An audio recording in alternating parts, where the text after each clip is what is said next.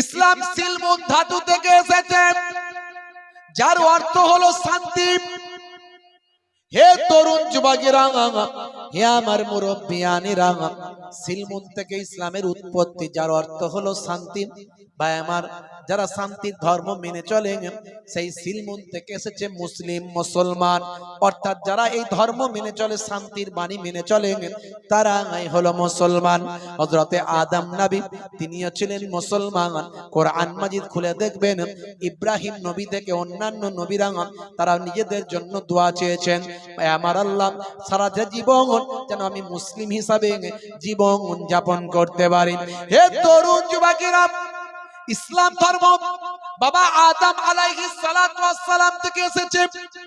আপনি বলবেন, শুনে রাখুন, এই আদম নবী যে আমরা বলি, এর অনেক অস্তিত্ব আছে। এটা একেবারে শুধু আমরাই বলি তা নয়, এটা ইহুদিরাও বলেন, এটা নাসারা খ্রিস্টানরাও বলেন। আমরা বলি আদম, তারা বলে অ্যাডাম। আমরা বলি মা হাওয়া, তারা বলে ঈভ। আমরা বলি দাউদ, তারা বলে ডেভিড। আমরা বলি সুলাইমান, তারা বলে সুলেমান। আমরা বলি মুসা, তারা বলে মোজেস। আমরা বলি ঈসা, তারা বলে যিশু। আমরা বলি মারিয়াম, তারা বলে মেরি। ভাই আমার, নামগুলো শুধু পাল্টে গেছে, ব্যক্তিগুলো ঠিকই আছে।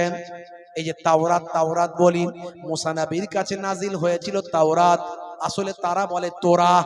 এই যে ইহুদিরা মুসা নবীর ধর্ম মেনে চলেন, তারা বলে তোরা। কিন্তু ধর্মটা পরিপূর্ণভাবে মানলে তারা তো আর খারাপ হতো না। এই যে ৭০,০০০ মানুষকে তারা ভাই আমার শহীদ করে দিয়েছে। এত বড় তারা জালেম,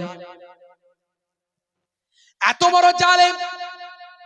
যুদ্ধবিরতি হওয়ার পরে এরাও তাদের ভাই আমার ওই সমস্ত যাদেরকে আটকে রেখেছিল তাদেরকে ফেরত দিয়েছে। ইন্টারনেটে ভাইরাল, যখন মুসলিমরা ফেরত দিচ্ছে, তখন ওই যুদ্ধবন্দী যারা ছিল তারা এদের কপালে চুমু খেয়ে যাচ্ছে। অর্থাৎ এরা জামাই আদরের মতো সম্মান করে রেখেছিল তাদেরকে। আর তারা যখন ফেরত দিচ্ছেন, তারা হাড় গোড় ডেড বডি গুলো বস্তায় বন্দি করে ফেরত দিচ্ছে। এমনকি যতগুলো বেঁচে ছিল তাদেরকে মেরে হত্যা করে এদের কাছে ফেরত দিচ্ছে। তারা যে বর্বর, তারা যে অসভ্য, এটা তার প্রমাণ। কিন্তু হযরতে মুসা নবীর উম্মত অসভ্য ছিল না, কিন্তু পরবর্তীকালে এরা বদলে গিয়েছেন। এরা মুসা নবীর কাছে এসেছিল যে তাওরাত, সে তাওরাতকে পাল্টে ফেলেছে। এর জন্য আমার আল্লাহ কোরআন মাজিদ নাজিল করেন যাতে কেউ পাল্টাতে না পারে। এর জন্য কোরআন মাজিদ মুখস্থ করার অনুমতি দিয়েছে। কোন কিতাব মুখস্থ করার সিস্টেম নাই। দেখান একটা পৃথিবীতে দেখান, only one book in the world, একটা বই দেখান যে বইটা মুখস্থ করার সিস্টেম আছে। পৃথিবীতে কোন বই পুরোপুরি কেউ মুখস্থ করে প্রচলন আছে? একজন কেউ কোন একটা কিতাব মুখস্থ করে ফেললো, আলাদা ব্যাপার। হাজার হাজার লক্ষ লক্ষ কোটি কোটি মানুষ মুখস্থ করছে, এরকম আছে নাকি? except only one book in the world, his name is Quran। জোরে বলুন সুবহানাল্লাহ। হে তরুণ যুবকেরা, হে আমার মুরব্বিয়ানেরা, শুনে রেখে দিন বাবা, জেনে রেখে দেন। হে মুসলমান, একটু লক্ষ্য করুন। তরুণ যুবকেরা, হে আমার মুরব্বিয়ানেরা, শুনে রেখে দিন বাবা, জেনে রেখে দেন মুসলমান। একটুখানি খেয়াল করুন বাপ, একটুখানি লক্ষ্য করুন। হযরতে মুসা নবী এসেছিলেন, দ্বীনের দাওয়াত দিয়েছিলেন। হযরতে দাউদ নবী এসেছিলেন, দ্বীনের দাওয়াত দিয়েছিলেন। তারা ইসলাম মেনেছিলেন, তারা সব মুসলিম ছিলেন। কিন্তু পরবর্তীকালে তারা তাদের উম্মতদের মধ্যে বায়ামাত তারা বিকৃত করে ফেলেছে। তারা নিজেদের ধর্মকে পাল্টে ফেলেছে, নিজেদের স্বার্থ সিদ্ধির জন্য তারা বদলে ফেলেছে।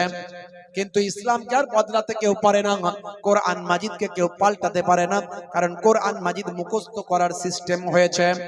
হে তরুণ যুবকেরা, হে আমার বন্ধুরা, শুনে রেখে দিন বাবা, আল্লাহর নবীর ওই প্রিয় চাচাজি, তিনি বাবা তার পূর্বপুরুষের ধর্ম মেনে চলতেন, কিন্তু নবী পাককে বড় ভালোবাসতেন। হযরতে হামজা রাদিয়াল্লাহু তাআলা আনহু আল্লাহর নবীর এই চাচাজি ভাই আমার আর আবু তালিব চাচাজি সবাই দয়ার নবীকে ভালোবাসতেন। দয়ার নবী ছোট থেকে কোনোদিন মিথ্যা কথা বলেননি, কারোর সঙ্গে খারাপ ব্যবহার করেননি, অত্যাচার করেননি, জুলুম করেননি, কোনোদিন কটু বাক্য কাউকে প্রয়োগ করেননি। সেই নবী সারাটা জীবন শান্তির কথা বলেছেন, সারাটা জীবন ভ্রাতৃত্বের কথা বলেছেন। এমনকি মৃত ইহুদির লাশ যখন নিয়ে যাওয়া হয়, আল্লাহর নবী কি আখলাক কি চরিত্র দেখিয়েছে। যারা আজকে নবী পাকের চরিত্রের দিকে আঙুল তোলে তাদের আমি অনুরোধ করব সবিনয়ে আপনার নবী পাকের জীবনী নিয়ে পড়াশোনা করুন, আল্লাহর নবীর জীবন জিন্দেগি নিয়ে একটু রিসার্চ করুন, গবেষণা করুন। আল্লাহর নবী পরধর্মে কখনো অসহিষ্ণুতা দেখাতে বলেন না, অন্যের ধর্মের উপর খারাপ আচরণ করতে নিষেধ করেছেন। তবে হ্যাঁ, ইসলামে এত যুদ্ধ, আপনি বলবেন এতগুলো যুদ্ধ তাহলে কেন ইসলামে? হ্যাঁ, যেখানে অন্যায় হয়েছে আল্লাহর নবী নিষেধ করেছেন অন্যায় বন্ধ করো। অন্যায় বন্ধ করার জন্য, মানুষকে বাঁচানোর জন্য সেই জায়গা তৎকালীন যুগের ক্ষমতাশালীদের সঙ্গে ইসলামের লড়াই হয়েছে। আর বেশিরভাগ সবকটাই প্রায় যুদ্ধে আমার আল্লাহ ইসলামের জয় দিয়েছে। ইসলাম কোনোদিন আগে বেড়ে কারোর উপর যুদ্ধ করতে যায়। অন্যায় করছো, ইসলাম বাধা দিয়েছে, নবী বাধা দিয়েছে। মানুষকে মারা যাবে না, মানুষের উপর জোর জুলুম করা চলবে না। আমাদের নবী শিখিয়ে দিয়েছেন ক্ষমতা থাকলে হাত দিয়ে প্রতিবাদ করো। আমাদের চোখের সামনে যে অপরাধগুলো হচ্ছে, আমাদের হাত দিয়ে প্রতিবাদ করার ক্ষমতা আছে? হাত দিয়ে প্রতিবাদ করতে গেলে পুলিশ কেস হবে, থানায় যাবে, জেল হবে, জরিমানা হবে। দেখা গেল যে অন্যায় করেছিল সে বেঁচে গেল আর তুমি ঢুকে রয়ে গেলে। কথা ঠিক না ভুল? এই ভয় তো আমাদের ভিতরে তৈরি হয়েছে, আমরা প্রতিবাদ করতে পারি না। তাহলে কি করব? মুখ দিয়ে ইসলাম শিখিয়ে দিয়েছে, কোনো চিন্তা নাই। আপনি ইসলাম যদি মেনে চলেন, আপনি পরিপূর্ণভাবে যদি মানার চেষ্টা করেন, আপনার কোনো চিন্তা নেই, দুনিয়াতেও বাঁচবেন, আখেরাতেও বাঁচবেন। ক্ষমতা থাকলে মুখ দিয়ে প্রতিবাদ করো, এই বাবু এটা ঠিক করছো না, অন্যায় করছো, বন্ধ করো এসব অন্যায়, বলতে পারে। সেটাও বলার ক্ষমতা নাই, তাহলে কি করবেন? মনে মনে ঘৃণা করবেন, মনে মনে ঘৃণা, ঘৃণা মনে মনে ঘৃণা, সেখানে থাকবেন না, চলে যাবেন। এটা প্রতিবাদ। হে তরুণ যুবকেরা, হে আমার বন্ধুরা, হযরতে আব্বাস রাদিয়াল্লাহু তাআলা আনহু আল্লাহর নবীর চাচা জান, নবীকে ভালোবাসতেন, মহাব্বত করতেন। আল্লাহর নবী যা বলেন হক কথা বলেন, মিথ্যা কোনোদিন বলেন না। দয়ার নবী ভালো ব্যবহার, তারা সবাই মুগ্ধ, কিন্তু পূর্বপুরুষের ধর্ম তারা ছাড়ে না। কিন্তু নবীকেও তারা কষ্ট দেয় না, কারণ নবী তো খারাপ কথা বলে না। হে তরুণ যুবকেরা, হে আমার মুরব্বিয়ানেরা, শুনে রেখে দিন বাবা, একদিন আবু জাহিল আল্লাহর নবীকে আঘাত করেছে কাবা শরীফের চত্বরে। হে তরুণ যুবকেরা, সিংহ সম হযরতে আব্বাস রাদিয়াল্লাহু তাআলা আনহু, তিনি ভাই আমার, তিনি শিকারী ছিলেন একজন, মাঝে মাঝে জঙ্গল এলাকায় চলে যেতেন, শিকার করতেন। হঠাৎ করে যখন কাবা শরীফের সামনে যখন এলেন, তখন তার দাসী বলল, হে হযরতে আব্বাস, হে আমার মনিব, আপনি কি জানেন আপনার ভাতিজা পিতাহারা এতিম মুহাম্মদ সাল্লাল্লাহু আলাইহি ওয়াসাল্লামকে আবু জাহিল খুব মারা মেরেছে, রক্তাক্ত করেছে। এমন কথা শুনে হযরতে হামজা রাদিয়াল্লাহু তাআলা আনহুর শরীর যেন কম্পন তৈরি হলো, এত গুসা, এত রাগ, চোখ লাল হয়ে গেল। এত বড় জালেম আমার এতিম ভাতিজা, যাকে আমরা আমাদের কলিজার থেকেও বেশি ভালোবাসি, সেই এতিম ভাতিজার উপর আঘাত করেছে ওই আবু জাহেল। সহ্য করতে পারলেন না, ছুটে ছুটে চলে গেলেন কাবা শরীফের চত্বরে। গিয়ে দেখে আবু জাহেল ওই দারুন নাদুয়াতে বসে গল্প করছে। হে তরুণ যুবকেরা, হযরতে হামজা রাদিয়াল্লাহু তাআলা আনহু এমন বড় যোদ্ধা ছিলেন, বীর মুজাহিদ ছিলেন। ওই হতভাগা আবু জাহিলকে সেখান থেকে টেনে নিয়ে আসে কাবা শরীফের চত্বরে, দু চারটে তাকে দিগবাজি মেরে, পাল্টি মেরে তাকে একেবারে ফানা ফানা করে দিলেন, নেতা ছেড়ার মতো করে দিলেন, কাচার মাচার মেরে একদম 12টা বাজিয়ে দিলেন। বিরাট শক্তিশালী চেহারা ছিল হামজা রাদিয়াল্লাহু তাআলা আনহু। রক্ত ফক্ত বের করে ওকে ওখানে মোটামুটি হাম মার্ডার করে দিয়ে জানটা ঠান্ডা হলো, সবাই ধরে ধারে নিল, ঠান্ডা হলো। এত বড় হিম্মত আমার ভাতিজার গায়ে হাত দিবি? হ্যাঁ, সে কি কোনোদিন তোদের সঙ্গে গালাগালি করেছে, মারপিট করেছে, অন্যায় করেছে? হে তরুণ যুবকেরা, এমন সময় দেখতে পাওয়া যায় আল্লাহর নবী বাড়িতে মনটা খারাপ করে বসে আছেন। দয়ার নবীর কাছে গিয়ে হযরতে হামজা রাদিয়াল্লাহু তাআলা আনহু বলেন, বাবা মুহাম্মদ, ও আমার কলিজার টুকরা ভাতিজা মুহাম্মদ, আমি সব শুনেছি বাবা, তোমার মনের দুঃখ কি আছে জানি, যে জন্য তোমার এত দুঃখ। ওই জালেম আবু জাহেল তাছে তোমাকে অনেক অত্যাচার করেছে, জুলুম করেছে, রক্তাক্ত করেছে, কষ্ট দিয়েছে। এখন তুমি খুশি হয়ে যাও, এখন তুমি সন্তুষ্ট হয়ে যাও। তোমার ওই জালেমকে, ওই জালেম আবু জাহেলকে মেরে আমি তোমার থেকে, তোমাকে যে আঘাত করেছে তার থেকে বেশি আঘাত করেছি, তাকে আমি রক্তাক্ত করে দিয়ে তোমার আঘাতের বদলা তোমার চাচা নিয়েছে। হে বাবা মুহাম্মদ সাল্লাল্লাহু আলাইহি ওয়াসাল্লাম, তুমি খুশি হয়ে যাও। আল্লাহর নবী সেই সময় বললেন, চাচা যান, চাচা যান, চাচা যান, এতে আমি সন্তুষ্ট হলাম না, এতে আমি খুশি হতে পারলাম না। কেন বাবা খুশি হলে না, কেন বাবা সন্তুষ্ট হলে না? বলে, চাচা যান, আমি তো দুনিয়ার জমিনে বদলা নেবার জন্য আসি না। আমার আল্লাহ আমাকে রাহমাতুল লিল আলামিন করেছেন, ওয়া মা আরসালনাকা ইল্লা রাহমাতাল লিল আলামিন। ও চাচা যান শুনেন, আমাকে আমার আল্লাহ রহমত করে পৃথিবীতে পাঠিয়েছেন, দয়ার সাগর করে পাঠিয়েছেন। আমি তো বদলা নেবার জন্য আসি না। চাচা যান, আপনি আমার জালেমকে, আমাকে যে আঘাত করেছেন, আমি মাজলুম, সেই জালেমকে আপনি আঘাত করেছেন, এতে আমি সন্তুষ্ট হতে পারলাম না। তাহলে বাবা কিসে তুমি সন্তুষ্ট হতেন? বলে, শুনে রাখুন চাচা যান, আমি সন্তুষ্ট হতাম যদি আপনি আল্লাহকে এক বলে মেনে নিতেন। জোরে হবে না, জোরে হবে না। এমন সময় হযরতে আব্বাস রাদিয়াল্লাহু তাআলা আনহু, আল্লাহর নবীর সিংহ সম চাচা যান, সেই সময় বলেছিলেন, বাবা মুহাম্মদ, এতদিন তোমাকে তো ভালোবাসতাম, তুমি মিথ্যা কথা বলো না এটা জানতাম, কিন্তু আজকে তোমাকে আমার আরো বিশ্বাস বেড়ে গেল। তুমি যা বলছো নিজের ইচ্ছায় বলো না, আর তুমি সাধারণ মানুষও হতে পারো না। তার কারণ হলো, প্রত্যেকটা মানুষ যদি আঘাত খায়, যার কাছ থেকে আঘাত পেয়েছেন সে আঘাতের বদলা নিলে বড় খুশি হয়, কিন্তু তুমি খুশি হচ্ছ না মানে তুমি সাধারণ মানুষ নও। হ্যাঁ, তুমি যাতে রাজি, তোমার চাচা হামজাও তাতে রাজি। পড়িয়ে দাও মহাবাণী মহাকালেমা, কালেমা পড়ে হযরতে হামজা ঈমানদার নবীর সাহাবী হয়ে গেলে। জোরে হবে না, জোরে হবে না। হে তরুণ যুবকেরা, হে আমার বন্ধুরা, শুনে রেখে দিন বাবা, জেনে রেখে দেন, সেই হযরতে হামজা রাদিয়াল্লাহু তাআলা আনহু আল্লাহর নবীর সঙ্গে হিজরত করেছিলেন মদিনায়। দেখুন ঈমানটা কাকে বলে,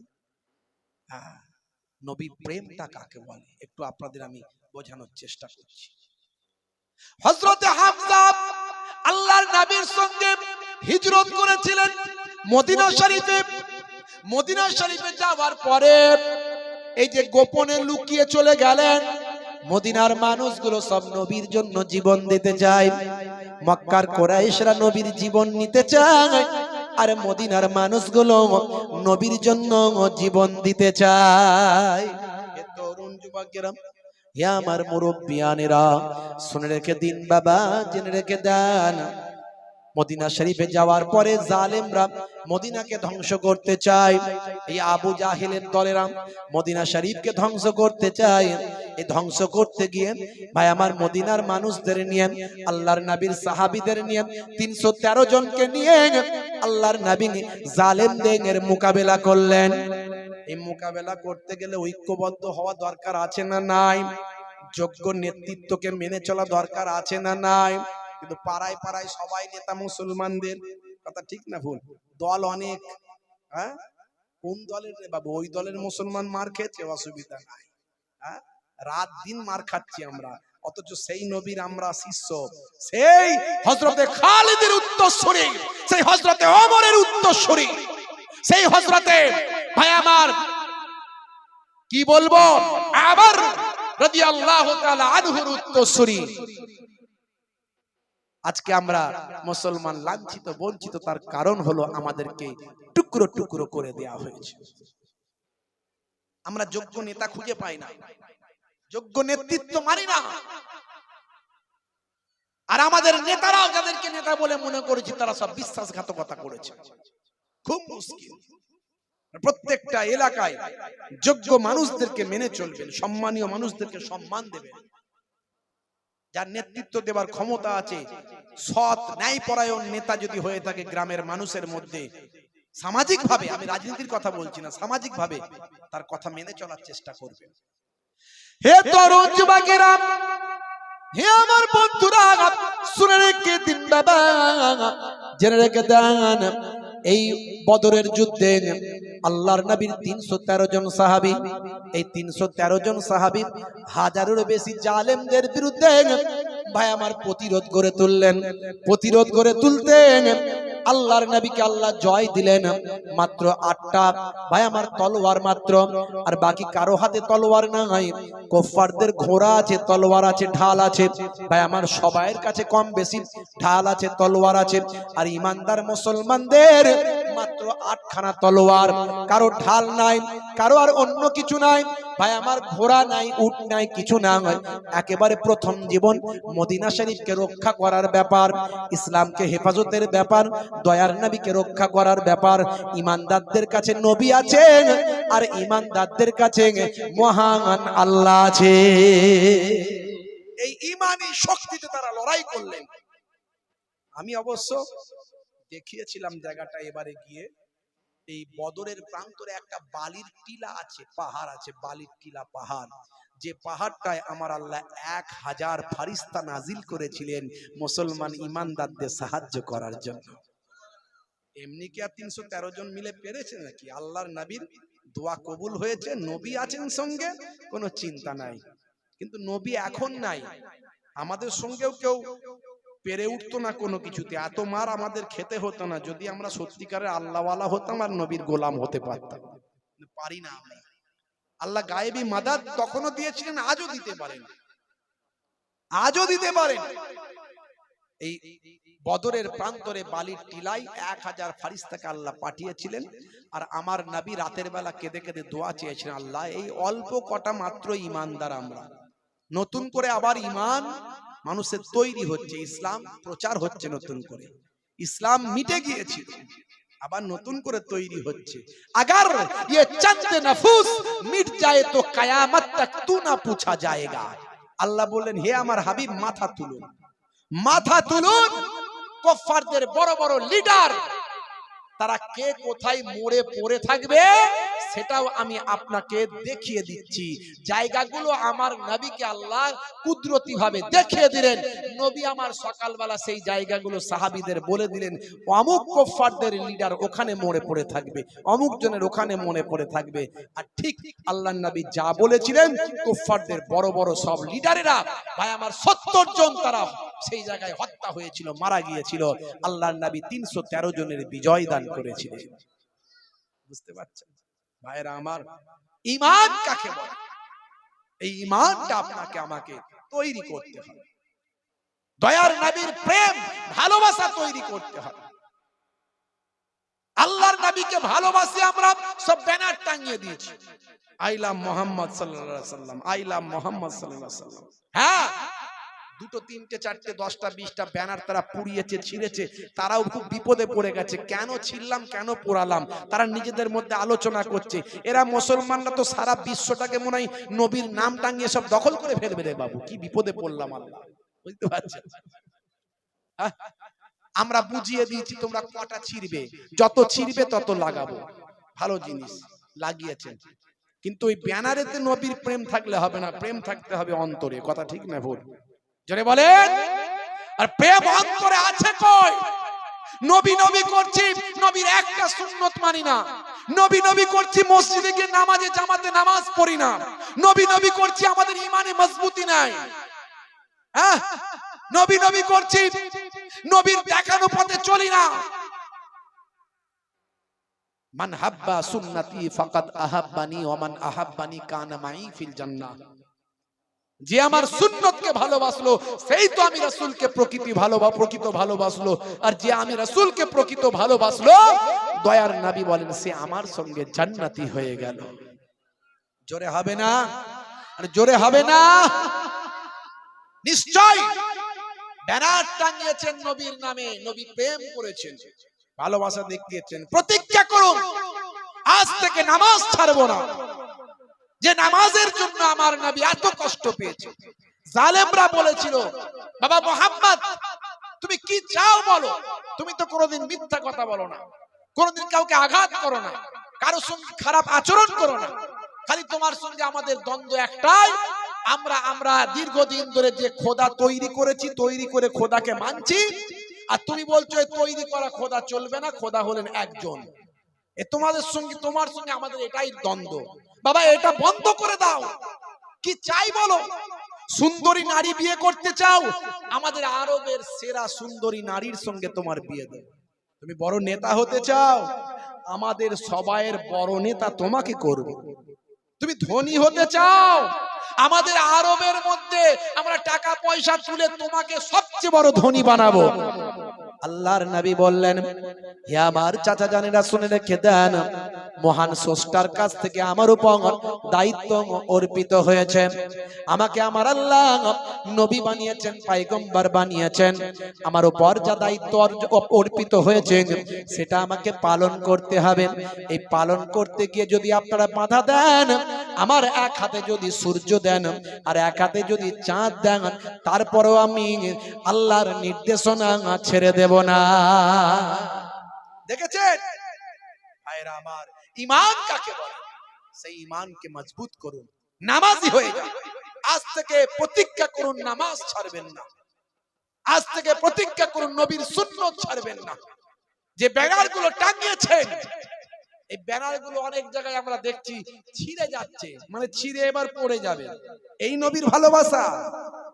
টাঙানোর বেলায় টাঙিয়ে দেন, আর নবীর নাম রাস্তায় পড়ে থাকবে, গড়াগড়ি খাবে।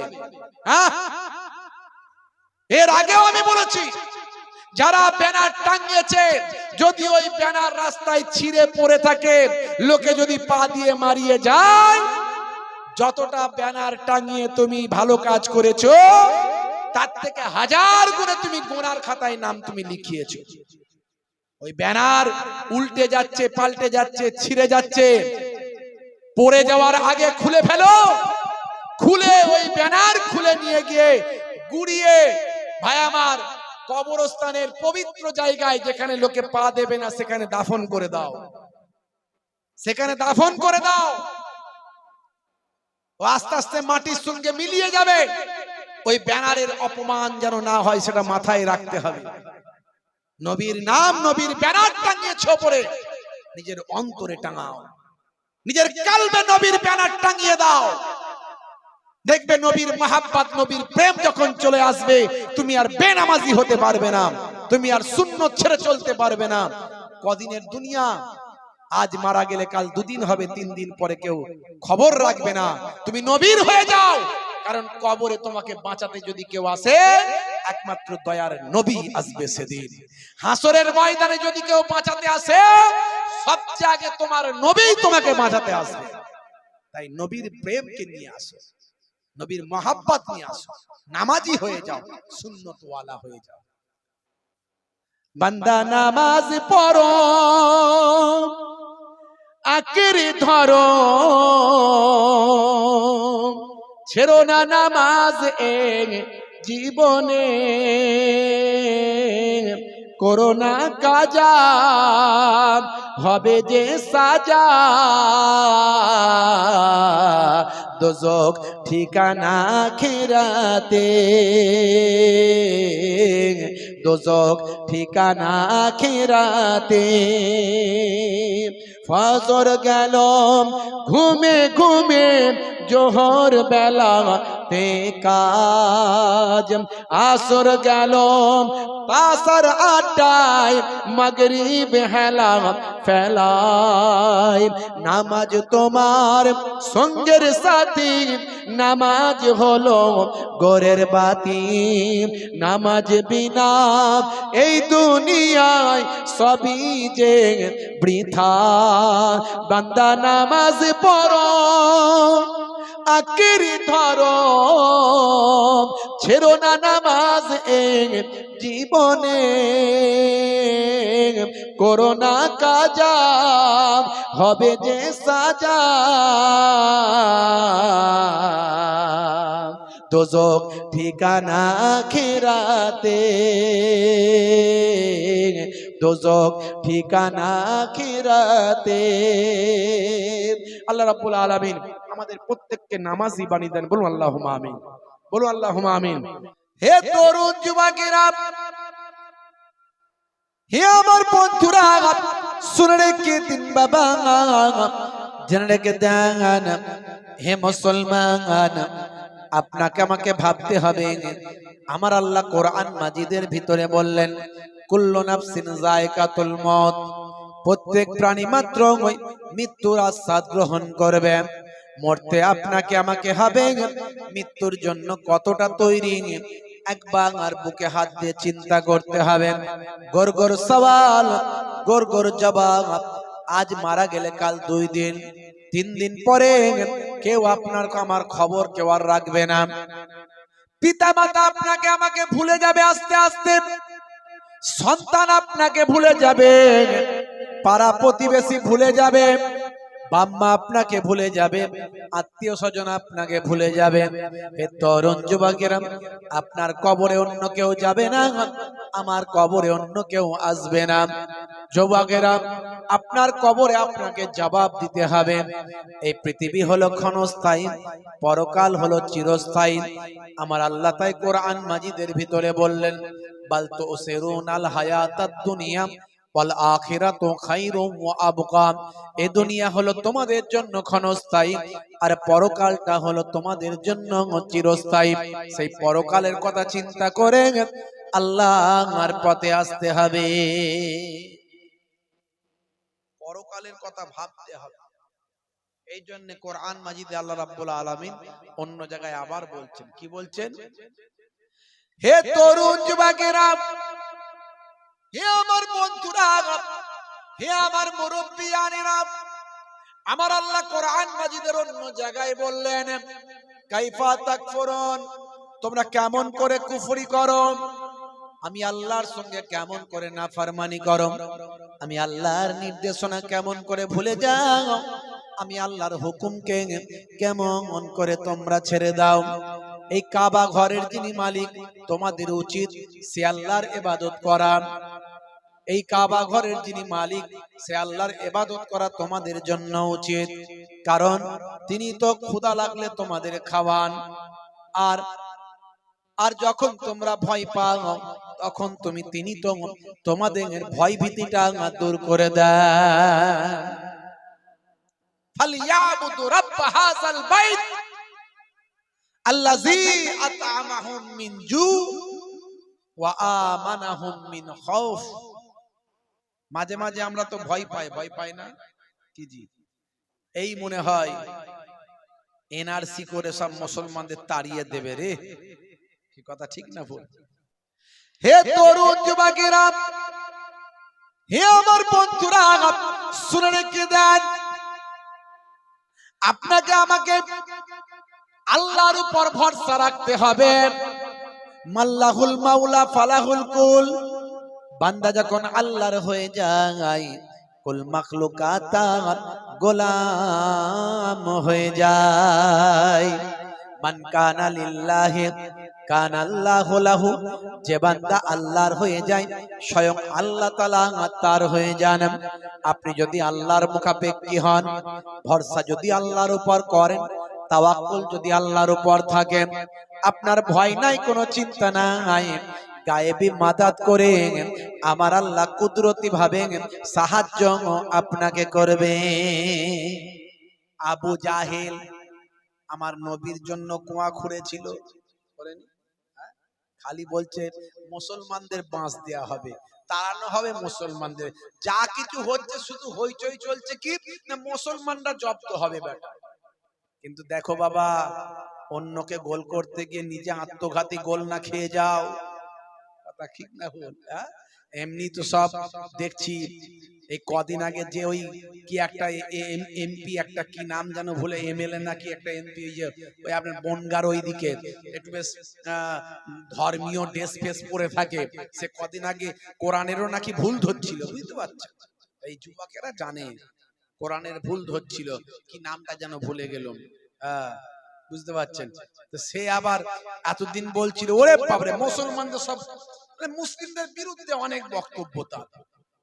এখন আবার বলছে নাকি যে মতুয়া ভাইয়েরা সব বিপদে পড়ে যাবে, তার আবার মিছিল ফিছিল করছে আবার, বুঝতে পারছেন? দেখো বাবা, এই আত্মঘাতী গোল না হয়ে যায়। হ্যাঁ হ্যাঁ ভাইরা আমার, আবু জাহেল আমার নবীর জন্য কুয়া খুঁড়ে সেই কুয়ায় নিজেই পড়েছিল। আল্লাহ বলছে তোরা আমার হয়ে যান, কিন্তু আমরা দুর্ভাগ্য, আমরা আল্লাহর হতে পারছি না। সমস্যা এইখানে। আরে আমরাই তো একমাত্র মালিকের ইবাদত করি, মালিক আমাদেরকে দেখবে না?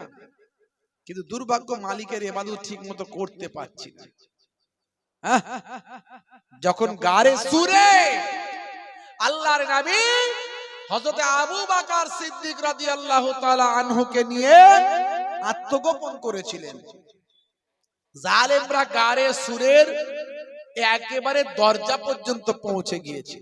ওই গারে সুরে গিয়ে আমি 2 রাকাত নামাজ পড়ে এসেছি, আল্লাহ আমাকে পড়িয়েছে। আহার অনেক উপরে, 4-5 ঘন্টা শুধু উঠতে সময় লাগে, বুঝতে পারছেন? বয়স্ক মানুষ আর পারবে না, তবে অনেক মানুষের মনের জোরে আল্লাহ করিয়ে দেয়, আল্লাহ কবুল করে। হেরা পর্বতে জাবালে নূর, যেখানে ফারিস্তা জিবরাইল আলাইহিস সালাতু ওয়াস সালাম এসেছিলেন, সেই পর্বতে কোরআন মাজিদের প্রথম সূরা আলাকের 5টা আয়াত নাজিল হয়েছিল। কোরআন মাজিদ নাজিল হয়েছিল যে সূরায়, যে পাহাড়ে, যেটাকে বলা হয় জাবালে নূর, হেরা পর্বত। বুঝতে পারছেন? হেরা পর্বতের ওই গুহাতে, জাবালে নূরে পর্বতে, হেরা পর্বতে গারে সুর, গারে হেরা, এই গারে হেরাতে গিয়েও 2 রাকাত নামাজ আল্লাহ আমাকে পড়িয়েছেন, পড়েছি। ভাইরা আমার, তো অনেক উঁচুতে গারে সুরে আল্লাহর নবী হযরত আবু বকর সিদ্দিক হুজুরকে নিয়ে আত্মগোপন করেছেন। জালেমরা একেবারে ওই গুহার মুখে চলে এসেছে, ছোট্ট গুহা, ছোট্ট মতো। তা আমার আল্লাহ আমার নবীকে কিভাবে হেফাজত করবেন? মাকড়সা গিয়ে জাল বুনে দিল, কবুতর গিয়ে পায়রা গিয়ে ডিম পেড়ে দিল। মাকড়সা গিয়ে জাল বুনে দিল, আর কবুতর সেই জালেতে গিয়ে ডিম পেড়ে দিল। জালেমরা এসে বলছে দেখো এই গুহাতে থাকতে পারে না কি গো?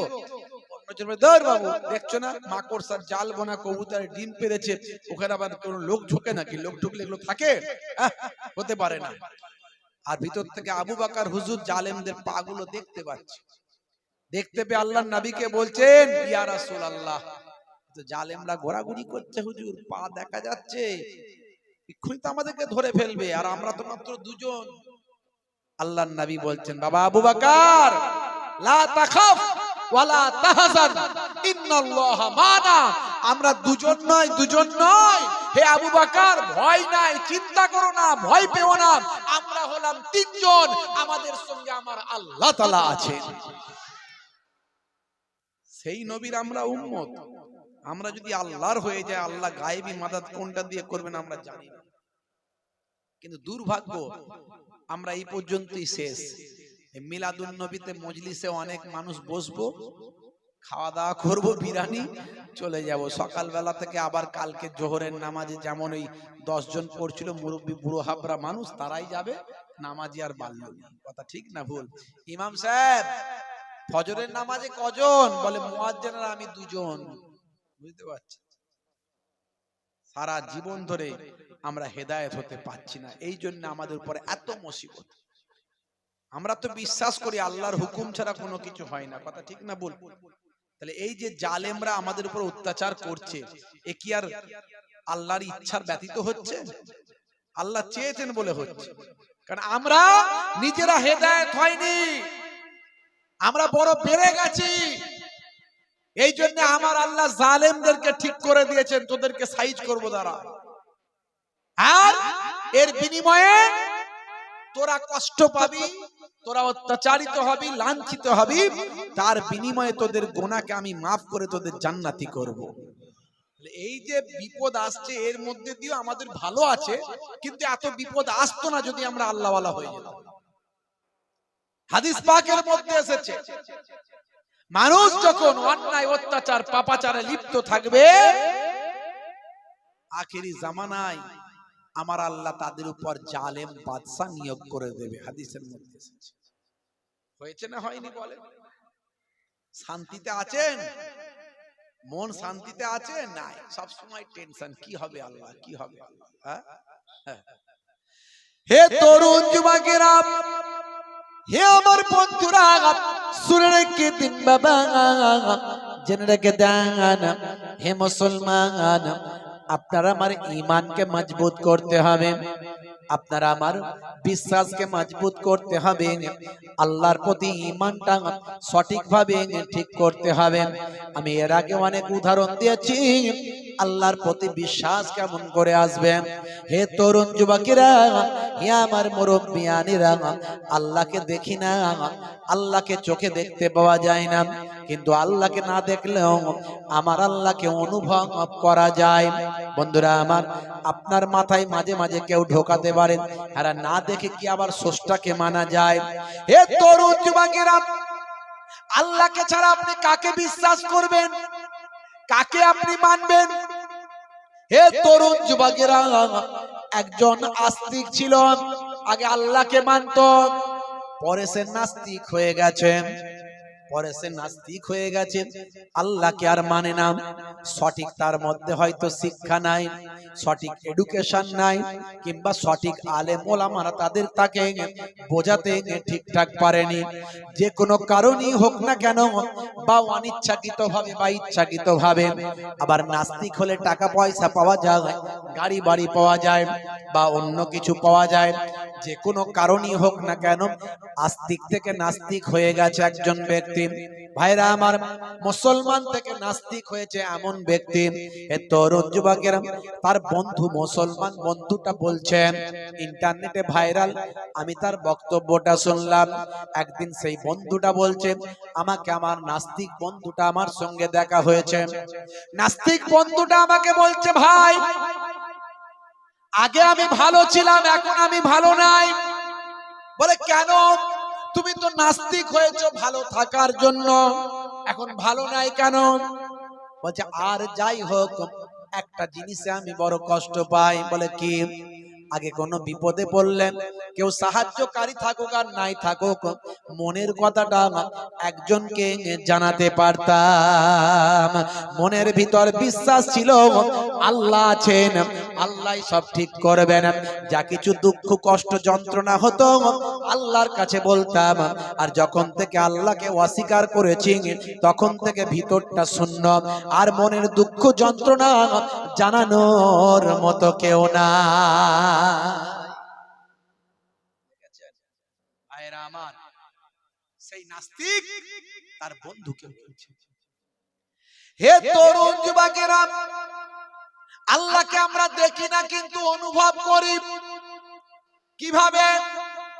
আমি অনেক উদাহরণ দিয়েছি এর আগে, অনেক তথ্য দিয়েছি।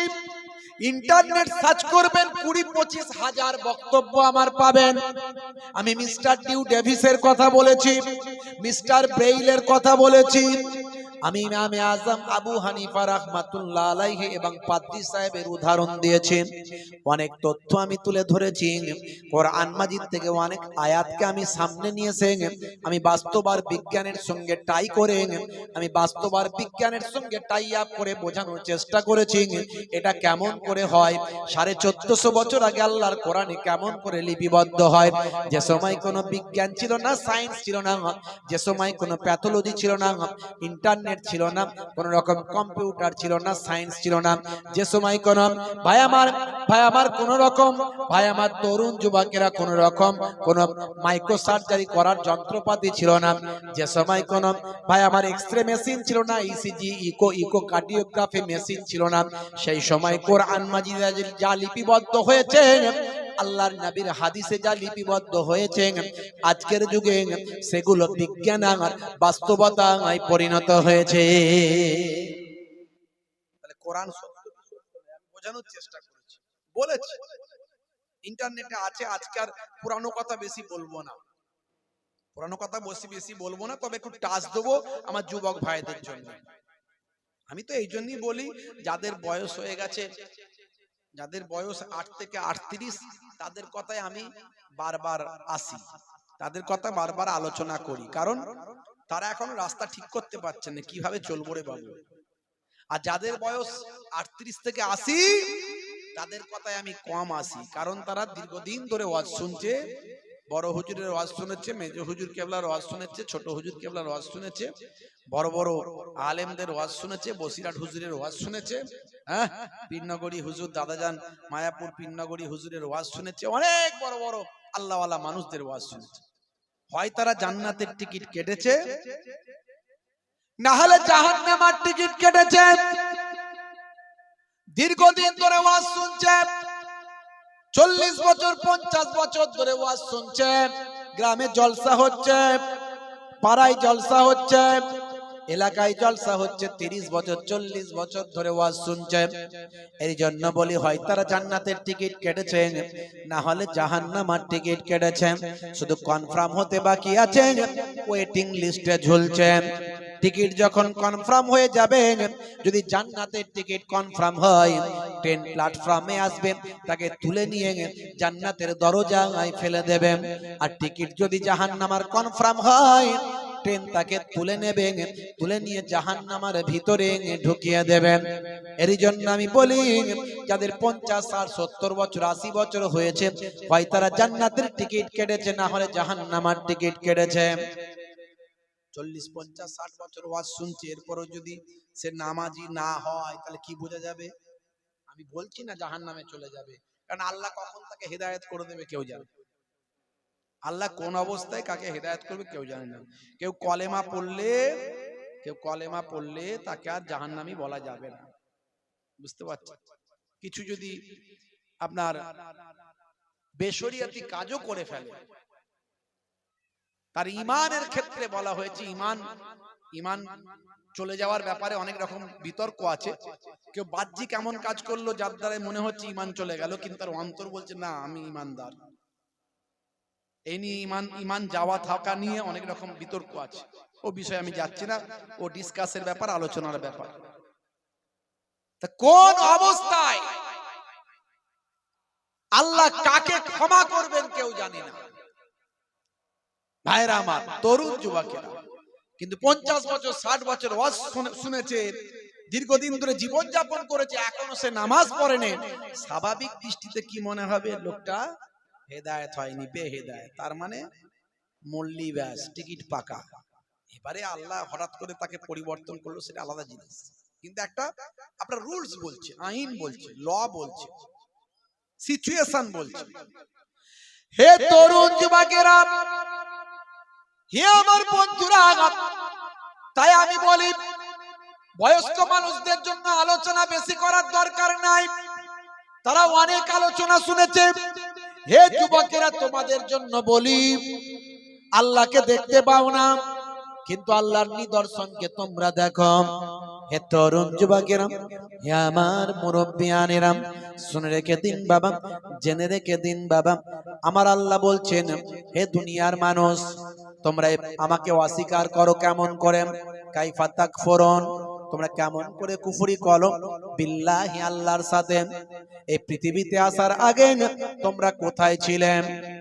এই পৃথিবীতে আসার আগে তোমরা কোথায় ছিলে?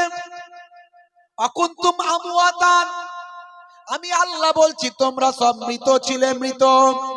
এই পৃথিবীতে আসার আগে তোমরা মৃত ছিলে। পৃথিবীর কোন কিতাব কি বলেছে এ পর্যন্ত? আপনার কি জানা আছে? যে পৃথিবীতে আসার আগে আপনারা মৃত ছিলেন, এটা কি কেউ বলেছেন? এটা কি কোনো কিতাবে লেখা আছে? না, আজ পর্যন্ত কোথাও লেখা না, দেখাতে পারবেন না। এই পৃথিবীতে আসার আগে আপনি মৃত ছিলেন, পৃথিবীর কোনো কিতাব আপনাকে দেখাতে পারবেন না। কিন্তু আল্লাহর Quran, only one book in the world, একমাত্র আল্লাহর কোরআন বলেছেন এই পৃথিবীতে আসার আগে তোমরা ছিলে মৃত, ফাআহিয়াকুম, আমি তোমাদের জীবন দিয়েছি। এই যে আমরা জীবন পেয়েছি, সুম্মা ইউমিতুকুম, আবার তোমাদের মৃত্যু দেব, আমরা আবার মারা যাব, কথা ঠিক না ভুল? সুম্মা ইউহয়িকুম, আবার পুনরায় জীবিত করা হবে। এই যে জীবিত করা হবে, এটাও আল্লাহ বলছেন। এই পৃথিবী থেকে মারা যাওয়ার পরে কিয়ামতের দিনে আল্লাহ সমস্ত আত্মাদের জীবিত করবেন। একটা তথ্য আপনাদের বলি, এই যে মানুষ মারা গেলে দেখবেন হয় কবরে না হলে শ্মশানে।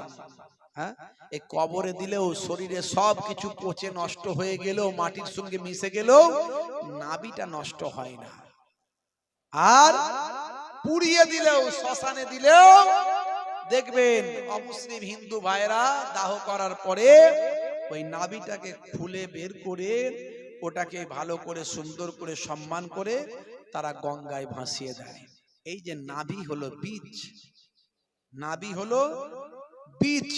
এই নাভি থেকে আল্লাহ আপনার আমার শরীর যেখানেই পড়ে থাকুক, ধুলো ধোঁয়া যাই হোক, সেখান থেকে তুলে নিয়ে এসে নাভির সঙ্গে লাগিয়ে আবার কিয়ামতের দিনে হাজির করবে। বুঝতে পারছেন? হে তরুণ যুবকেরা, তবে আল্লাহওয়ালা মানুষ যদি হয়, আল্লাহওয়ালা মানুষদের যে সেম কবরে পচবে না, কবরের মাটি খেতে পারবে না। হে তরুণ যুবকেরা, আমার নবী, দয়ার নবী জানিয়ে দেন, ইন্নাল্লাহা হারামা আলাল মাআদ আন তাকুলা আজসাদাল আম্বিয়া, নবীদের জিসিম খাওয়া আমার আল্লাহ মাটির জন্য হারাম করে দিয়েছেন। নবীদের জিসিম, নবীদের শরীর মাটি খেতে পারে না। আর শহীদদের ব্যাপারে আমার আল্লাহ কোরআন মাজিদে বলেন, ওয়ালা তাকুলু লিমান ইউকতালু ফি সাবিলিল্লাহি আমওয়াত বাল আহইয়াউ ওয়ালাকিন লা তাশউরুন। শহীদদেরকে তোমরা মৃত বলো না, বরং তারা জীবিত। এখন শহীদ কারা, এই নিয়ে অনেক বিতর্ক আছে। দল করতে গিয়ে, পার্টি করতে গিয়ে, লড়াই করতে গিয়ে, গুলিগালা চালাতে গিয়ে, বোমবাজি করতে গিয়ে মারা গেছে। মারা যাওয়ার পরে দলের লোকেরা বলছে, শহীদ অমর রহে, তুমি এগিয়ে চলো, আমরা তোমার পেছনে আছি। বলে কি বলে না? হে তরুণ যুবকেরা, আল্লাহর নবী বলেন, না না, ওটা হলো শহীদ নয়। শহীদ কাকে বলে? শহীদের ডেফিনেশন কি? শহীদ হলো ইসলামের জন্য, একেবারে লিল্লাহিয়াত, আল্লাহর জন্য, ইসলামের জন্য, কোরআনের জন্য, নবীর জন্য, মাদ্রাসা মসজিদের হেফাজতের জন্য, দ্বীনের জন্য যদি কেউ নিজের জীবনটা উৎসর্গ করে, ওই ব্যক্তি হলো শহীদ। এই শহীদের দরজা, হে তরুণ যুবকেরা, আমার আল্লাহ কোরআন মাজিদের ভিতরে বললেন, বাল আহিয়াও, শহীদদের মৃত বলো না, বরং তারা জীবিত। ওয়ালাকিন লা তাশউরুন, কেমন করে জীবিত সেটা তোমরা জানো না। অনেক সময় দেখবেন কবর ভেঙে গেছে, ডেড বডি বেরিয়ে এসেছে। কত বছর মারা গেছে? বলে 12 বছর। এখনো ডেড বডি একেবারে সুন্দর আছে? বলে হ্যাঁ। কি করে হলো? সায়েন্স বলছে 6 ঘন্টা পর থেকে ডেড বডির পচন শুরু হয়। 6 ঘন্টা পর থেকে ডেড বডির পচন শুরু হয়। কবরে দেওয়ার 24 ঘন্টা পর সবচেয়ে আগে পায়ু তার দিয়ে শরীরের ভিতরের পোকাগুলো বেরিয়ে যায়। 3 দিন পরে সবচেয়ে আগে নাকটা পচে যায়। 6 দিন পরে নখগুলো তার খুলে খুলে ঝরে যায়। 9 দিন পরে শরীরের চুল আর লোমগুলো ঝরতে থাকে। 17 দিনে পেটটা দুম করে বাস্ট হয়ে যায়। 2 মাসে শরীরের গোস্তগুলো পোকামাকড় খেয়ে সব হাড় হাড্ডি খানা বের করে দেয়, কঙ্কাল বানিয়ে দেয়। 390 দিনের মধ্যে কঙ্কালের জয়েন্ট গুলো খুলে পাট পাট হয়ে যায়। মাটি, পোকা, যত যা জীবজন্তু আছে সব খেয়ে ফাঁকা করতে শুরু করে।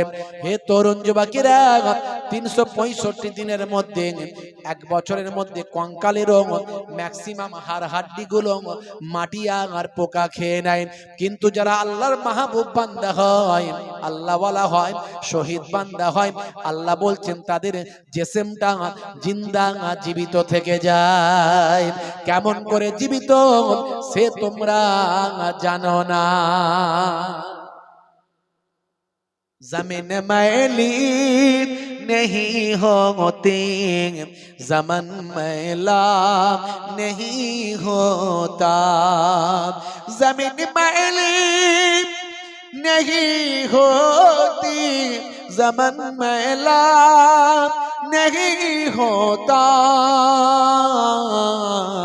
मोहम्मद के गुलामों का कफन मैला नहीं होता। জোরে হবে না। হে তরুণ যুবকেরা, হে আমার বন্ধুরা, শুনে রেখে দিন বাবা, জেনে রেখে দিন বাবা, হে মুসলমান, আল্লাহ যে আছে এটা আপনাকে বিশ্বাস করতে হবে। আল্লাহকে দেখি না, কিন্তু আল্লাহর নিদর্শন গুলো দেখতে পাই। আমরা বাংলায় জানি কর্তা ছাড়া কখনো ক্রিয়া হয় না, কখনো ক্রিয়া হয় না কর্তা ছাড়া। এই যে স্টেজ তৈরি হয়েছে, প্যান্ডেল তৈরি হয়েছে, কেউ না কেউ করেছে। তাহলে কর্তা ছাড়া যখন ক্রিয়া হয় না, অটোমেটিক সবকিছু কি করে হতে পারে? এই আকাশ, এই জমিন, এই চাঁদ, এই সূর্য, এগুলো কোনো মানুষের সৃষ্টি করা কি মনে হচ্ছে? মানুষ কি তৈরি করেছে? অটোমেটিক হয়ে গেছে। কিছু মানুষ মনে করে এগুলো অটোমেটিক হয়ে গেছে, আবার তারাই বলেন কর্তা ছাড়া ক্রিয়া হয় না। এ তরুণ যুবকেরা, কিন্তু আমরা মুসলমান বিশ্বাস করি এগুলো আমার আল্লাহর কুদরতি ভাবে সৃষ্টি করা। আল্লাহকে দেখতে পাই না, কিন্তু আল্লাহর নিদর্শন দেখতে পাই। হে তরুণ যুবকেরা, হে আমার মুরব্বিয়ানেরা, শুনে রেখে দিন বাবা, জেনে রেখে দেন, আল্লাহকে দেখতে পাই না, কিন্তু আমার আল্লাহর নিদর্শন দেখা যায়। 1450 বছর আগে পৃথিবীর মানুষ বা আমার এসব খবর তথ্য কিছু জানতো না। 1450 বছর আগে পৃথিবীর বিজ্ঞানীরা এসব খবর কিছু রাখতো না, কারণ তখনকার যুগে সায়েন্স ছিল না। ভাই আমার এই চাঁদের চন্দ্রযান তখন যায়নি, মঙ্গলে মঙ্গলযান যায়নি। হে তরুণ যুবকেরা, হে আমার বন্ধুরা, তখন 1450 বছর আগে আল্লাহর কোরআনে যা বলা হয়েছে সেগুলো আজকের যুগে সব বিজ্ঞান আর বাস্তবতায় পরিণত হয়েছে। মানুষ অবাক হয়ে যায়, এটা কেমন করে সম্ভব? এই যে বিশ্ব ব্রহ্মাণ্ড তৈরি হয়েছে, আকাশ তৈরি হয়েছে, চাঁদ তৈরি হয়েছে, পৃথিবী তৈরি হয়েছে, এটাকে বিজ্ঞানের ভাষায় তারা বলছে বিগ ব্যাং থিওরি। জীবনে অনেক শুনেছেন, শুনবেন। আমি একটু অন্যভাবে বলি, এইসব কথাগুলো বলি আমার যুব সমাজগুলো ঠিক মতো বুঝছে কিনা ওদেরকে বোঝানোর জন্য। যারা একটু পড়াশোনা করছে মোটামুটি তারা বুঝবে বিগ ব্যাং থিওরি। হে তরুণ যুবকেরা, হে আমার মুরব্বিয়ানেরা, শুনে রেখে দিন বাবা, জেনে রেখে দেন হে মুসলমান, এই বিগ ব্যাং থিওরিতে কি বলা হয়েছে শুনে রাখুন। বিগ ব্যাং থিওরিতে বলা হয়েছে, এই বিগ ব্যাং থিওরিটা আবিষ্কার হয়েছে কবে? এটা হলো 1931 সাল। সালটা হলো 1931 সাল। যিনি প্রথম বিগ ব্যাং থিওরির আবিষ্কার করেন তার নাম হলো মিস্টার জর্জ লেমিন্ট্রেভ, একজন জ্যোতির্বিদ। যিনি মহাকাশ নিয়ে গবেষণা করে তাদের বলা হয় জ্যোতির্বিদ। এই জ্যোতির্বিদ প্রথম 1931 সালে বিগ ব্যাং থিওরি আবিষ্কার করলেন। এই বিগ ব্যাং থিওরি কি বলা হয়েছে? এই বিগ ব্যাং থিওরিতে বলা হয়েছে বিশ্ব ব্রহ্মাণ্ড যা কিছু আছে, আকাশ জমিন চাঁদ সূর্য গ্রহ নক্ষত্র উপগ্রহ সৌরজগৎ, ভাই আমার যা কিছু বিশ্ব ব্রহ্মাণ্ডে আছে সব একটা বিন্দুর মতো ছিল। একটা বিন্দু, এই বিন্দুতে একটা মহা বিস্ফোরণ হলো। মহা বিস্ফোরণ হওয়ার সঙ্গে সঙ্গে আকাশ সৃষ্টি হয়ে গেল, চাঁদ সৃষ্টি হয়ে গেল, জমিন সৃষ্টি হয়ে গেল, পৃথিবী সৃষ্টি হয়ে গেল। এটা কবে বলছে? এটা বলছে 1931 সালে। 1931 সালে যখন এই কথাটা মিস্টার জর্জ লেমিন্ট্রে বললাম, তখন মুসলমানদের বড় বড় পণ্ডিতেরা তারা কোরআন মাজিদ পড়তে গিয়ে দেখলাম, হাই রে হাই, আজকের বিজ্ঞানীরা এত গবেষণা করে যেটা বলেন সেটা 1450 বছর আগে আল্লাহর কোরআনের ভিতর লিপিবদ্ধ। জোরে হবে না? এই যুবকেরা জোরে হবে না? ভাবো তো, কল্পনা করো, চিন্তা করো, সকালবেলা ভাববে মুহিবুল্লাহ হুসাইনি কি কথাগুলো বলে গেল। 1931 সাল মানে আজ থেকে 100 বছরও হয়নি বিগ ব্যাং থিওরি আবিষ্কার হয়েছে, আর 1450 বছর আগে কোরআনে কেমন করে লেখা হয়েছে। জোরে হবে না? যদি বলেন কোরআনে কোথায় লেখা হয়েছে, এই হুজুররা মনে হয় মন গড়া কথা বলে দিয়ে চলে যায়। মুহিবুল্লাহ হুসাইনি তথ্য ছাড়া কথা বলে না। বিশাল জ্ঞান, গরিমা, বুদ্ধি, মত্তা আমার নাই। যেটুকু আল্লাহ আমাকে শিক্ষা দিয়েছেন, যেটুকু পড়াশোনা আমি অল্প বেশি কিছু করতে পারি না, অল্প করেছি। জি হ্যাঁ, এদিকে টাইটেল, এদিকে মাস্টার ডিগ্রি, বিএড, বুঝতে পারছেন? এই যেটুকু পড়াশোনা, হ্যাঁ, এর মধ্যে থেকে আমি বিরাট পণ্ডিত নয়। 17 বছর একটা উচ্চ মাধ্যমিক হাই সেকেন্ডারি স্কুলের শিক্ষকতার দায়িত্বে আছি। কয়েকবার টিআইসির দায়িত্ব নিয়েছিলাম। চাপ এত দায়িত্ব সামলাতে পারিনি, ছেড়ে দিয়েছি। বুঝতে পারছেন?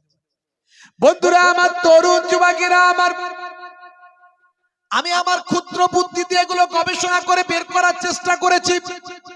1931 সালে হে তরুণ যুবকেরা, মিস্টার জর্জ লেমিন্ট্রে তিনি বললেন সারা বিশ্ব ব্রহ্মাণ্ড একত্রিত ছিল, তাতে একটা মহা বিস্ফোরণ হলো। এই বিস্ফোরণ হওয়ার পরে পৃথিবী তৈরি হয়ে গেল, ওদিকে আকাশ তৈরি হয়ে গেল। এটা 1931 সালে মিস্টার জর্জ লেমিন্ট্রে বলছে। অথচ পণ্ডিতেরা কোরআন মাজিদ খুলে দেখেন 1450 বছর আগে আমার আল্লাহ একথা কোরআন মাজিদে বলেছেন। এবার চলে আসুন বাবা, কোরআন মাজিদে কোথায় বলা হয়েছে। আমি বেশি উদাহরণ দিতে পারবো না, তাহলে আসল আলোচনা বাদ পড়ে যাবে। এরকম উদাহরণ তো আমি 20-50টা দিয়ে দেব, কিন্তু সময় আপনাদের চলে যাবে, অত শোনার দরকার নাই। মায়েরা একটা ভাত টিপলি হাড়ির ভাত হয়েছে কিনা বুঝতে পারে, কথা ঠিক না ভুল? আমি একটা উদাহরণ দিলি আপনার বিশ্বাসটা, যদি আপনি ইমানদার হন, একটাতেই আপনার কাফি হয়ে যাবে। হে তরুণ যুবকেরা, চলে আসুন এবার কোরআন মাজিদে কোথায় বলা হয়েছে। সূরার নাম সূরা আম্বিয়া, আয়াত নাম্বার হলো 30। এই 30 নাম্বার আয়াত বাড়িতে গিয়ে খুলবেন। আপনার মোবাইল আছে, মোবাইলে কোরআন মাজিদ ডাউনলোড করবেন।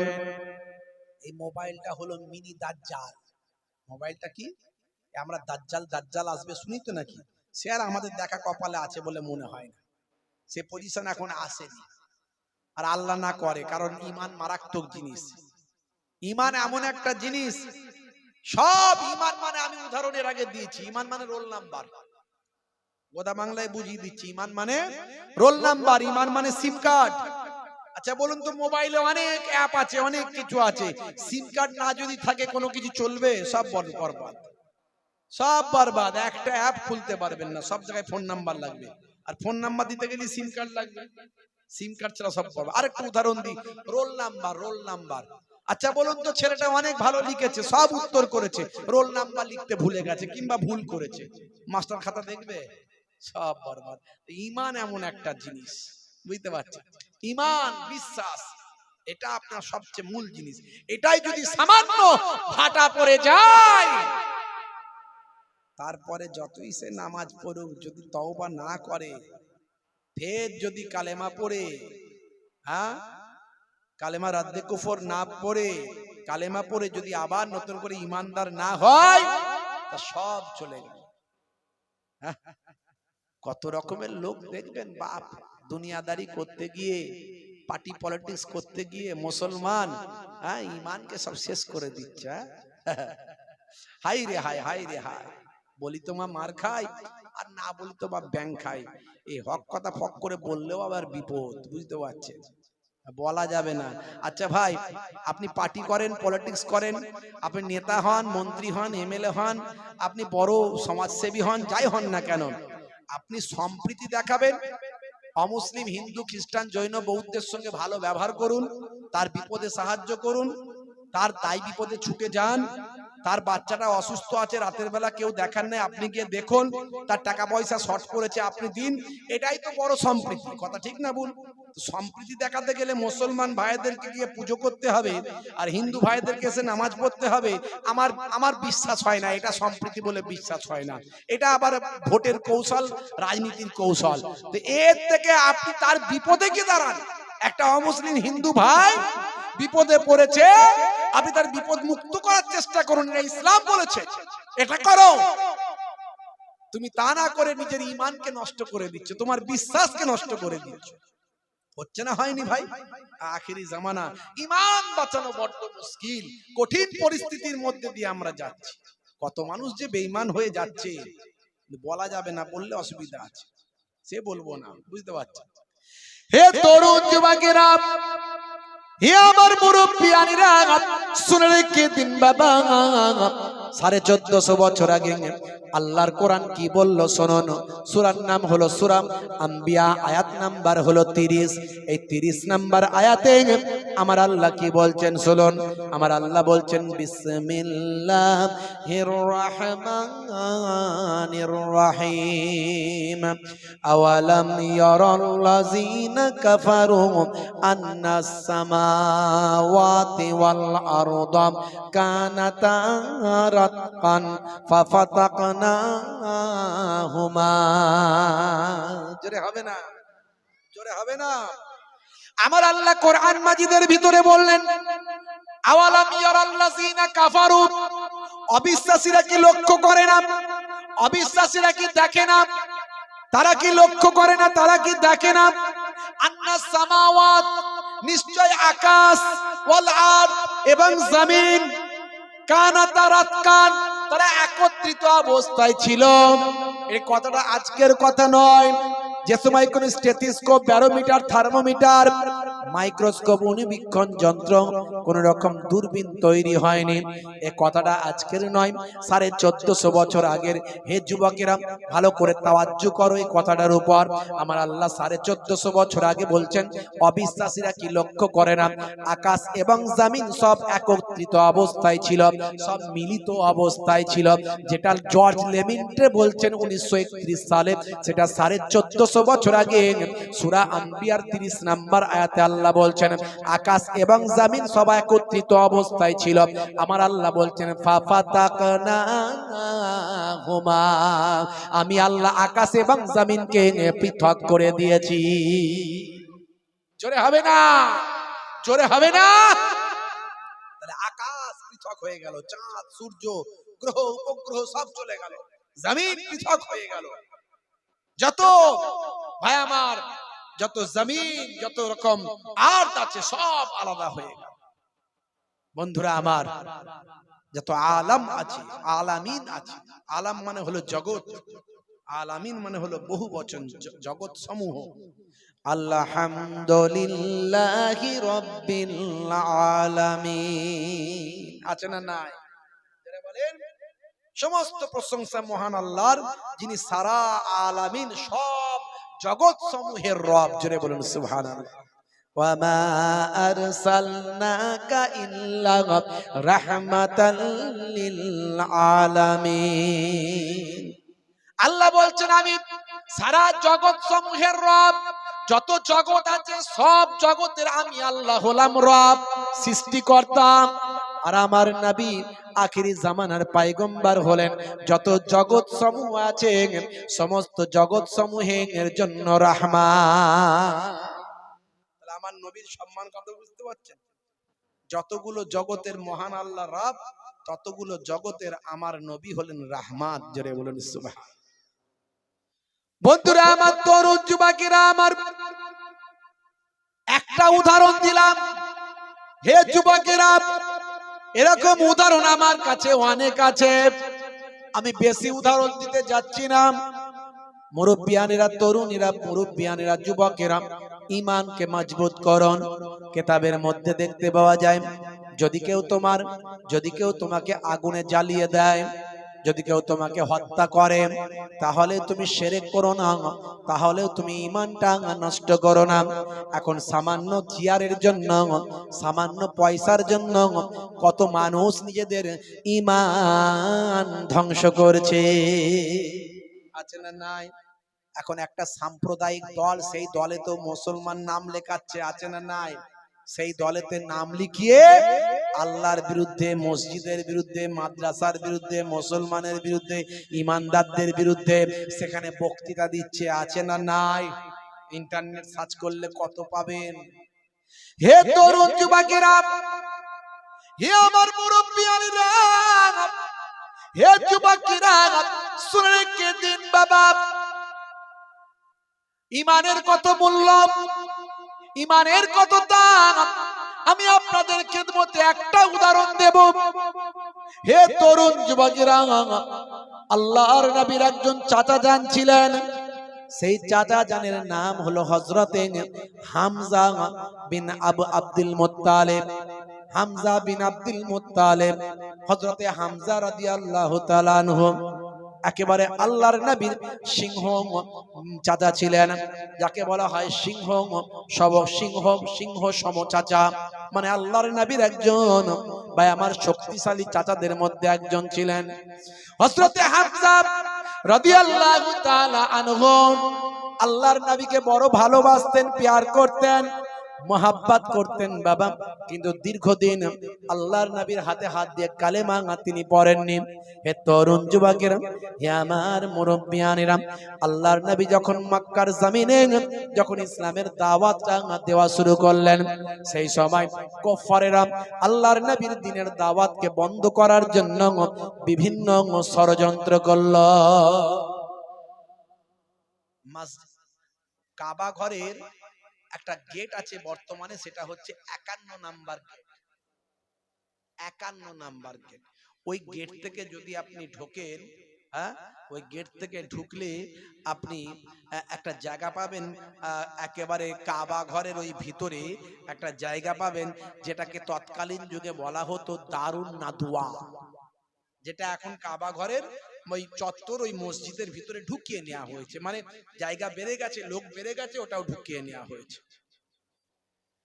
এই দারুন নাদওয়া মানে হলো কুরাইশদের পার্লামেন্ট, আলোচনা করার জায়গা, নেতাদের আলোচনা টেবিল, যত ষড়যন্ত্র আলোচনা সব ওখান থেকে হবে।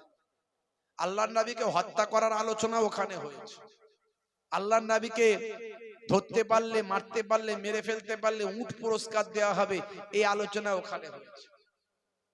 হে তরুণ যুবকেরা, হে আমার বন্ধুরা, শুনে রেখে দিন বাবা, জেনে রেখে দেন। হে মুসলমান, একটু লক্ষ্য করুন, তরুণ যুবকেরা একটু খেয়াল করুন। এই দারুন নাদওয়ায় আলোচনা করেন। আবু জাহিল ছিল দারুন নাদওয়ার পার্লামেন্টের প্রেসিডেন্ট। হে যুবকেরা, হে আমার মুরব্বিয়ানেরা, আবু জাহিলের উপর কেউ কথা বলতে পারে না। সে হলো মক্কার কুরাইশদের হলো নেতা, সরদার। আল্লাহর নবী যখন ওয়াজ করা শুরু করলেন, তখন এই আবু জাহিল পার্লামেন্টে আলোচনা করে ফেলেছে নবীকে বাধা দেওয়া হবে। সে আবার নতুন একটা নাকি ধর্ম নিয়ে এসেছে। আচ্ছা বলুন তো, ইসলাম নতুন ধর্ম না সবচেয়ে পুরানো ধর্ম কোনটা জানেন? আপনারা বলেন, আমাদের মাস্টার সাহেব জানেন, শিক্ষিত মানুষ, উনি বলেছেন সবচেয়ে পুরানো। ঠিকই বলেছেন। কারা কারা নামাজ পড়বেন হাত তুলে দেখান। অনেকে তুলছেন না। ক্যান্সার হতে পারে, টিউমার হতে পারে, প্যারালাইসিস হতে পারে, হার্ট অ্যাটাক করতে পারে। বাপ হাত তোলো, নারে তাকবীর। সিলসিলা হক ফুরফুরা শরীফ, সিলসিলা হক মুজাদ্দিদুজ জামান, পীরনগর হরিণখোলা দরবার শরীফ, হরিণখোলা দরবার শরীফ, নারে তাকবীর। মাশাআল্লাহ। আল্লাহ রাব্বুল আলামিন আমাদের প্রত্যেককে নামাজি বানিয়ে দেন, বলুন আল্লাহুম্মা আমিন। আর আমি বলেছি বাবা, এই যে অনেক সুন্নতের কথা বললাম, ডান দিকে কাত হয়ে ঘুমানো সুন্নত, বসে পানি পান করা সুন্নত, চেটে পুচে খাওয়া সুন্নত, কিন্তু কবরে গেলে কোনো সুন্নত দেখা যাবে না। একটা সুন্নত ফারিস্তা দেখতে পাবে, সেটা হলো মুখের দাড়ি। অনেকে দাড়ি রাখতে লজ্জা পায়, আমি বলি লজ্জা পাওয়ার কিছু নাই, বড় রাখতে যদি অসুবিধা মনে হয়, ইমানি শক্তি এখন সে জায়গায় পৌঁছায় না, ছোট রাখুন, ছোট রাখুন। এখন দাড়ি তো ফ্যাশন, লোকে এখন ফ্যাশন মনে করে দাড়ি রাখছে। বিরাট কোহলি দাড়ি রেখেছে, হরভজন সিং রেখেছে, লিওনেল মেসি রেখেছে, বড় বড় নেতা মন্ত্রী খেলোয়াড় প্লেয়াররা রেখেছে, ভারতের বর্তমান প্রধানমন্ত্রী, আগের প্রধানমন্ত্রী সব রেখেছে। হ্যাঁ, তো দাড়ি এখন ছোটই রাখো, কিন্তু কোন নেতা মন্ত্রী খেলোয়াড় প্লেয়ার রেখেছে বলে নয়, নবীর সুন্নত মনে করে ছোট রাখো। যদি ইমানি শক্তি বেড়ে যাবে, মুহিবুল্লাহ হুসাইনির থেকে বড় দাড়ি সেদিন হয়ে যাবে।